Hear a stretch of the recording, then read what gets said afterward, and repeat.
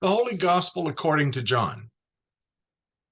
Jesus said, "Very truly, I tell you, anyone who does not enter the sheepfold by the gate, but climbs in by another way, is a thief and a bandit.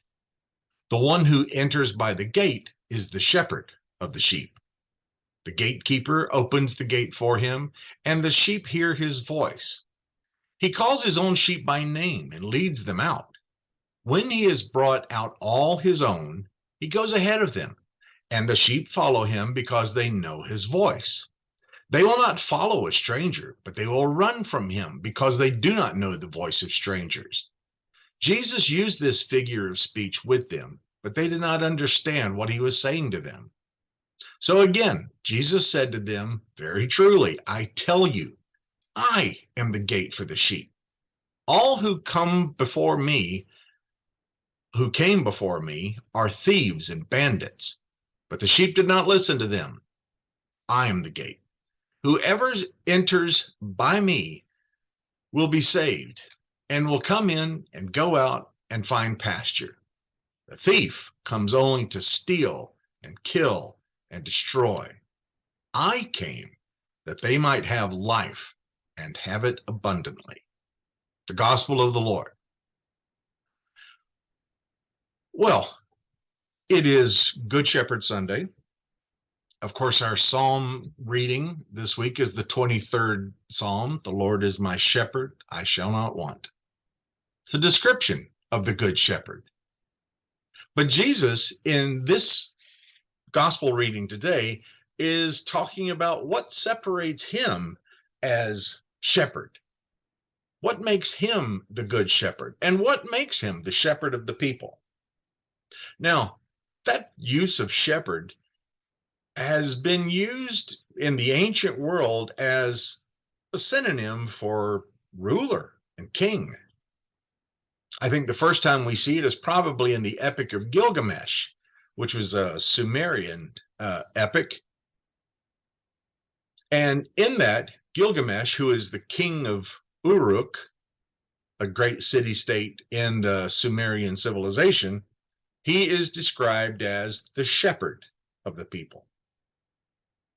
In the same way, Greeks would also refer to their kings as shepherds. The Egyptians used that. In fact, if you were to ever notice closely the face mask of King Tut, with all the blues and the golds and all like that, you'll see him holding a shepherd's crook. Now, it's not a big one, not a, 6 foot tall one, but it's the small handled crook, which is obviously in the shape of a shepherd's crook. So throughout the ancient world, kings were the shepherds of the people. King David was called the shepherd of the people. In fact, when you even look into the prophecies of Jeremiah and Ezekiel in particular, the Messiah is told to be a shepherd. But there's also a warning in the Jeremiah passage when he says, "Woe to you shepherds who lead the flock astray." Jesus gives that same kind of warning here. These people who come in, they've not entered in by the gate, which is Jesus himself. No, they've climbed in other ways. And Jesus said, these people are thieves, bandits. Now, the funny thing is about our passage here today, John chapter 10, beginning in verse 1, is this is one of those instances where they kind of messed up in chopping up the chapters and verses the way that they did. See, it begins with "very truly," which is actually the same phrase as the conclusion of a discussion with "amen." So where it says "very truly," or in King James, I think it says "verily, verily," it's simply saying amen, meaning this is the end of the discussion. So what came before that? Because Jesus doesn't begin his discussions with amen. Amen is the conclusion. Well, what he was talking about before, and we talked about it last week, was blindness and the spiritual blindness. Remember, Jesus finds a man who's been blind from birth. The Pharisees come and they say, "Hey, we don't, where does this guy come from?" And the blind man says, "I don't know where he came from. I don't know where he went. I was blind, remember?" But then they go on to talk about it. And Jesus, when he finds out that the previously blind man, had been thrown out of the synagogue, Jesus goes and finds him. He goes and he says, "Do you believe in the Son of Man?" The blind man answered, "And who is he, sir? Tell me so that I may believe in him." Jesus said, "You've seen him, and the one you're speaking with is he." He said, "Lord, I believe." It says he worshiped him. Then Jesus said, "I came into this world for judgment so that those who do not see may see, and those who do see may become blind." Then it says, some of the Pharisees who were with him heard this and said to him, "Surely we're not blind, are we?" Jesus said to them, "If you were blind, you would not have sin. But now you say we see, your sin remains." Then we jump into verse 1 of chapter 10 when he goes, "Amen, amen, I tell you, anyone who does not enter the sheepfold by the gate, but climbs in by another way is a thief and a bandit." Well, now clearly, Jesus is using the same critical language that Jeremiah uses. "Woe to you shepherds who lead the flock astray." He says, who is it that's the real keeper of the sheep? Who is it that comes in by the gate? That's the real shepherd. It says the gatekeeper opens the gate for him, then the sheep hear his voice. Here's the thing. In the ancient world, it was a custom that the pen had an open door, an entryway, a portal, and the shepherd would come in and at night would actually lay across the opening. I think we may have talked about this last year. Lays across the opening and becomes the gate. Jesus is saying, "I'm the one who's here to protect you. I will keep you from going astray. I will keep animals and strangers from coming in. And if somebody wants to come in by any way except by me, you know they're a thief and a bandit." The only way that the sheep of God's pasture, you, me, the only way that we sheep should be approached is by someone who has entered by the gate, Jesus himself. If I'm acting as a shepherd for the flock under the great shepherdship of Jesus, I'd better make sure that I'm coming through Jesus himself, that I speak the words of Jesus. And if there comes a time, God save us, if there comes a time when I speak some other gospel, when I speak some other message than what Jesus is taught, I'm begging you to throw me out.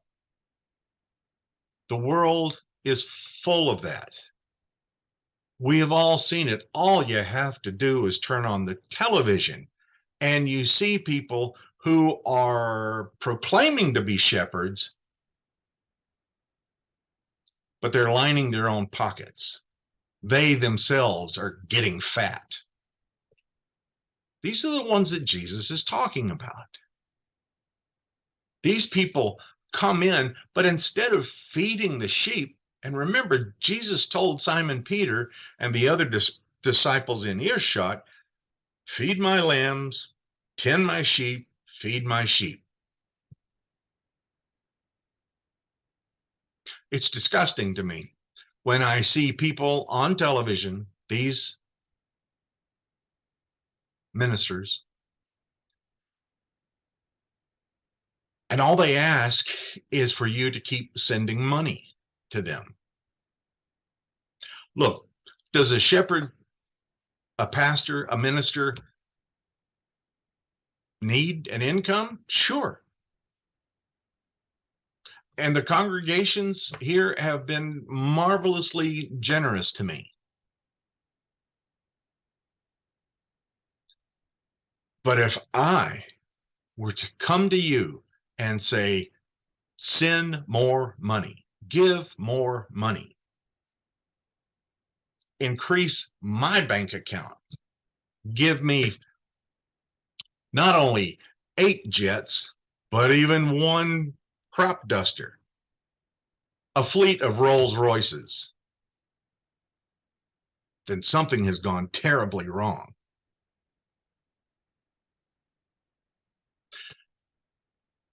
I'm here for you.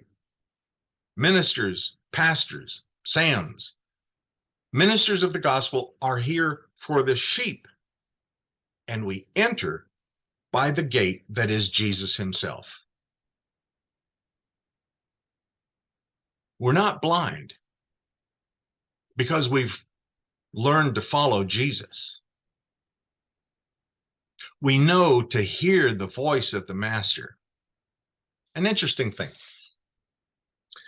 There was a graduate student in, I think, biblical studies or theology or something like that from the University of Durham in England. And she was traveling in Israel and Palestine, and she saw these 3 herds of sheep coming together, led by a shepherd. As the 3 shepherds come together, the sheep start to intermingle. And she thought, uh-oh, how are they are they marked somehow? Are they going to, is there going to be some way that they begin to separate them from each other? But when the 3 shepherds were finished greeting each other and talking for a little bit, they all went in their own directions, and all they did was call their sheep. And the sheep followed their shepherd. This is what Jesus was talking about. My sheep know my voice. You know the voice of Jesus when it's spoken to you. When we share the gospel, we'd better be sharing the words of Jesus. And you'll know it if we don't. You'll know the voice of the master. But all those others who came, Jesus said, those are thieves and bandits, looking for something for themselves, looking to increase their own profits, to increase their own holdings, to increase their own even prestige. But Jesus said, you listen to the voice of a true shepherd, the voice who's speaking the words of Jesus, and he says, you'll come in and go out of the sheepfold. Jesus is the gate. You'll come in, find rest, go out and find pasture. But the thief, the one who is the false shepherd, is only coming to steal and to kill and to destroy.